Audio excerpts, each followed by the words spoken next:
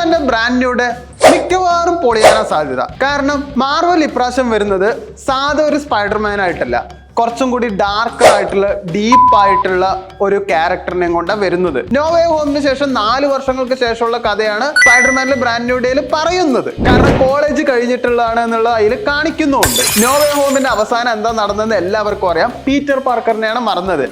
MJ, nerd, Happy, Bruce Banner, doctor Strange അടക്കം എല്ലാവരും Peter പാർക്കറിനെ മറന്നത്. പക്ഷെ സ്പൈഡർമാനെ ആരും മറന്നില്ല. അവിടെയാണ് ഡോക്ടർ സ്ട്രേഞ്ചിന്റെ സ്പെല്ല് ശക്തമാവുന്നത്. ട്രെയിലർ കണ്ടിട്ട് നിങ്ങൾ ശ്രദ്ധിച്ചിട്ടുണ്ടോന്ന് അറിയില്ല, സ്പൈഡർമാന്റെ വില്ലനെ ശരിക്കും അവർ കാണിച്ചിട്ടേ ഇല്ല. എല്ലാവരും വിചാരം സ്കോർപിയോൺ ആണ് വില്ലൻ എന്നാണ്. ഹോം കമ്മിങ് കണ്ടവർക്കറിയാം മാഗ്രാഗനെ സ്പൈഡർമാൻ ജയിലിലേക്ക് അയച്ചത്. അതിന്റെ റിവെഞ്ച് എടുക്കാനാണ് സ്കോർപിയോൺ വരുന്നത്.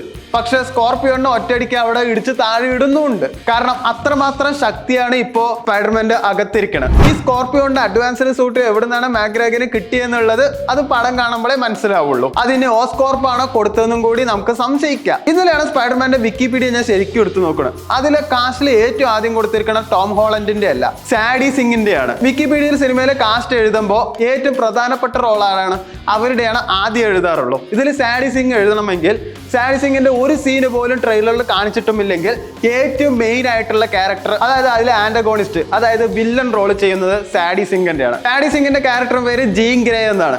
മാർവലിന് ഇതുവരെ ജീൻ ഗ്രേ എന്ന ക്യാരക്ടർ കൊണ്ടുവന്നിട്ടില്ല എന്നാണ് എന്റെ ഓർമ്മ. ജീൻ ഗ്രേ എക്സ്മാനിലെ ക്യാരക്ടറാണ്. Gene Greek ടെലികൈനസിസ്, telepathy, mind reading, mind controlling ഇതെല്ലാം ചെയ്യാൻ പറ്റുന്നുണ്ട്. ട്രെയിലറിൽ ആ സീനുകളൊക്കെ കാണിക്കുന്നുണ്ട്. യൂണിവേഴ്സിലെ എല്ലാവരുടെയും മൈൻഡ് കൺട്രോളിൽ എടുക്കുന്നുണ്ട്.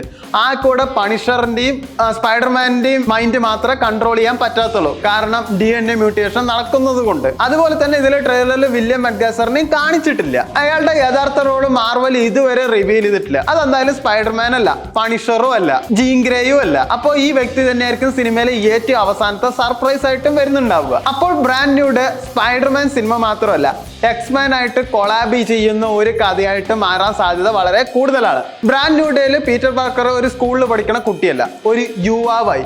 അതുകൊണ്ട് തന്നെ സ്പൈഡർമാൻ അവിടെ ഫൈറ്റ് ചെയ്യും. ഇതിനു മുമ്പുള്ള സിനിമയിലൊക്കെ സ്പൈഡർമാൻ രക്ഷപ്പെടാനാണ് ശ്രമിച്ചത്. പക്ഷെ ഇവിടെ അങ്ങനെയല്ല, തിരിച്ച് ഫൈറ്റ് ചെയ്യാനാണ് ശ്രമിക്കുന്നത്. ട്രെയിലർ കണ്ട എല്ലാവർക്കും പറഞ്ഞിട്ടുണ്ടാവും അവിടെ ടോബി മാർക്യുവിനെ പോലെ ഓർഗാനിക് വെബാണ് സ്പൈഡർമാനിന് കിട്ടുന്നത്. ഇതൊരു അപ്ഗ്രേഡ് അല്ല, ഇതൊരു മ്യൂട്ടേഷൻ ആണ്. DNA മ്യൂട്ടേഷൻ ആണ് അവന്റെ ശരീരത്തിന്റെ ഉള്ളിൽ നടക്കുന്നത്. ട്രെയിലറിൽ സ്പൈഡർമാൻ ബ്രൂസ് ബാനറിന്റെ അടുത്ത് ചോദിക്കുന്നത് DNA മ്യൂട്ടേറ്റ് നിയന്ത്രിക്കാൻ പറ്റുമോ എന്നുള്ളത്. കാരണം മ്യൂട്ടേഷൻ സംഭവിക്കുമ്പോൾ അവന്റെ ശക്തി, പവർ ഇതൊന്നും സ്വയം നിയന്ത്രിക്കാൻ കഴിയുന്നില്ല. കാരണം ബ്രൂസ് ബാനറിന്റെ മ്യൂട്ടേഷൻ നിയന്ത്രിക്കണ ഒരു ഇൻക്യുബേറ്റർ അദ്ദേഹത്തിന്റെ കയ്യിലുണ്ട്. അത് പൊളിഞ്ഞാലോ ഹൽക്ക് പുറത്തു വരും. അതിൽ പ്രത്യേകം ശ്രദ്ധിച്ചോ, ബ്രൂസ് ബാനറിനടക്കം പീറ്റർ പാർക്കറിനെ അറിയണില്ല.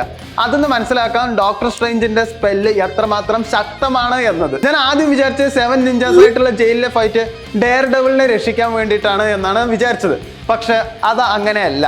അതെന്തായാലും ഇനി പടം കാണുമ്പോൾ തന്നെ മനസ്സിലാവുള്ളൂ. അപ്പോൾ ഇവിടെ ഹൽക്കിന്റെ ഇൻഹിബേറ്റർ പൊട്ടിക്കുന്നത് ജീൻ ഗ്രേ തന്നെ ആയിരിക്കും. അതുകൊണ്ടാണ് ഹൽക്കിനെ സ്പൈഡർമാന്റെ എതിരെയായിരിക്കുന്നത്. അപ്പോൾ ഇതിലത്തെ യഥാർത്ഥ വില മിക്കവാറും ജീൻ ഗ്രേ തന്നെ ആയിരിക്കും. അല്ലെങ്കിൽ മാർവൽ നമ്മളെ തെറ്റിദ്ധരിപ്പിക്കുകയായിരിക്കും. എന്തായാലും അത് സിനിമ ഇറങ്ങുമ്പോൾ നമ്മൾക്ക് കാണാം.